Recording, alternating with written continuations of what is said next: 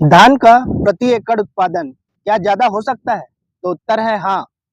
अगर हम अपने मिट्टी का परीक्षण करें, वैज्ञानिक तरीकों का प्रयोग करें, खाद की मात्रा सही डालें, पानी की मात्रा सही रखें और स्प्रे का समय ठीक रखें, तो प्रति एकड़ उत्पादन ज्यादा हो सकता है। किसान को धान की फसल का संपूर्ण जानकारी देने के लिए हमारे साथ कृषि सलाहकार, कृषि मित्र श्री यदुनंदन राणा जी हैं।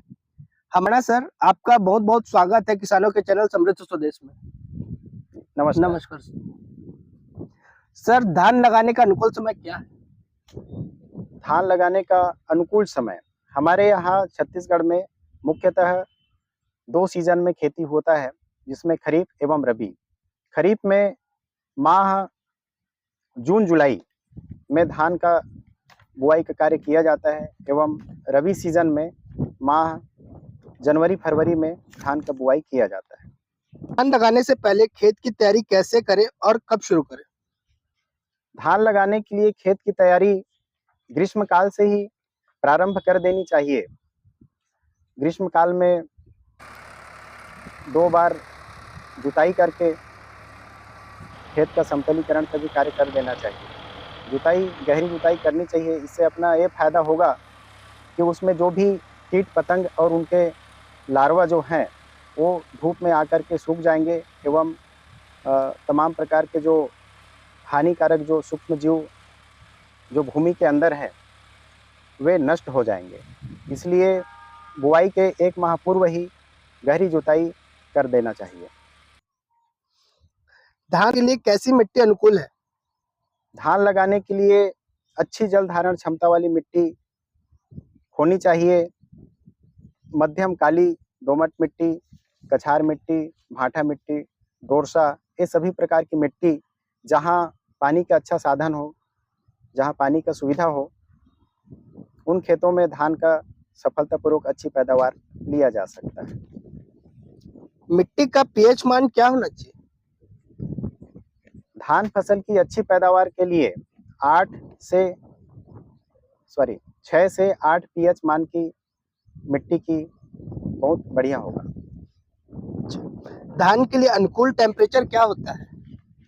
धान फसल के अच्छी पैदावार के लिए तापमान 21 डिग्री सेंटीग्रेड से लेकर 40 डिग्री सेंटीग्रेड तक बहुत उपयुक्त माना गया है।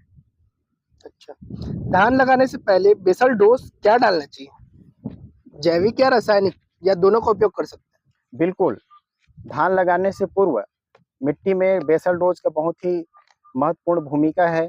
इसमें हमें कार्बनिक खाद के रूप में हमें गोबर का अच्छे से सड़ा हुआ पचा हुआ खाद लगभग 3 टन हमें डालना चाहिए। यदि हम यह मात्रा प्रतिवर्ष नहीं दे सकते तो निश्चित रूप से 2 से 3 वर्ष में एक बार 3 टन गोबर खाद देना चाहिए, जो अच्छी तरह से पचा हुआ हो। साथ ही रासायनिक खाद के रूप में SSP single super phosphate 50 kilo, DAP 25 kilo और muriate of potash 15 kilo basal dose के रूप में देना चाहिए। साथ ही जिंक सल्फेट 10 किलो प्रति एकड़ के रूप से देना बहुत ही लाभदायक होगा। धान बोने की कौन कौन सी विधि है? धान बोने की विधि में मुख्यतः रोपा पद्धति है। रोपा पद्धति में सर्वप्रथम नर्सरी तैयार किया जाता है। तत्पश्चात मुख्य खेत जहाँ फसल का ट्रांसप्लांट किया जाता है उसकी तैयारी कर वहाँ मचाई करके पडलिंग करके रोपा जब तैयार हो जाए तब उसे वहाँ से उखाड़ कर लगाया जाता है। रोपाई का भी एक तो हाथ से लगाया जाता है, एक रस्सी के सहायता से कतार से भी रोपा लगाया जाता है एवं आजकल वैज्ञानिक एक बहुत ही अच्छा आविष्कार हुआ है, एक मशीन जिसको बोलते हैं पैडी ट्रांसप्लांटर, जिसका प्रयोग कर हम बहुत ही कम खर्चे में रोपाई कार्य कर सकते हैं। परंतु इसके लिए खास तरीके से नर्सरी डालना होता है, जो कि नर्सरी ट्रे के माध्यम से डालते हैं और बहुत ही कम समय में बहुत ही उचित दूरी पर हम लोग समय में ट्रांसप्लांट कर सकते हैं। दूसरा विधि है बुआई। बुआई के अंतर्गत सीड ड्रिल के माध्यम से बुआई, जो कतार बद्ध तरीके से किया जाता है। कतारबद्ध तरीके से सीड से बुआई करने में बहुत ही कम खर्चा होता है। इसके लिए किसान भाइयों, सबसे पहले आपको ज़मीन को अच्छी तरह से जुताई कर लेना चाहिए एवं मानसून आने के पश्चात जब 1-2 बारिश हो जाए, सीड के माध्यम से धान की बुआई करना चाहिए।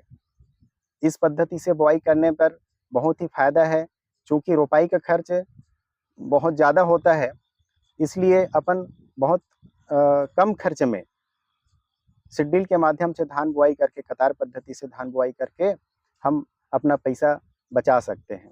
साथ ही इस विधि से बुआई करने के एक विशेष फायदा यह भी है कि इसमें जो वर्षा का जल है या जो सिंचाई का जल हम फसलों में देते हैं, वह भूमिगत हो जाता है।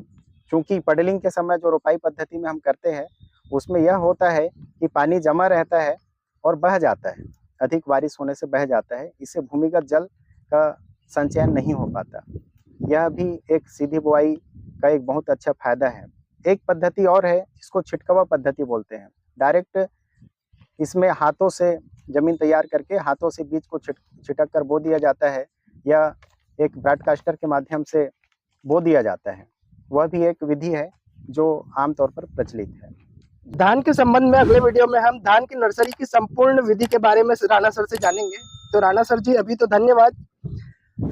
हाँ, किसान भाइयों, अगर आपको जानकारी अच्छी लगी हो तो हमारे चैनल को लाइक करें, सब्सक्राइब करें, और आप हमको और क्वेश्चन पूछ सकते हैं कमेंट के माध्यम से। तो प्लीज कमेंट करिए, जिसका हम आपको उत्तर दे सके अच्छे से अच्छा। धन्यवाद।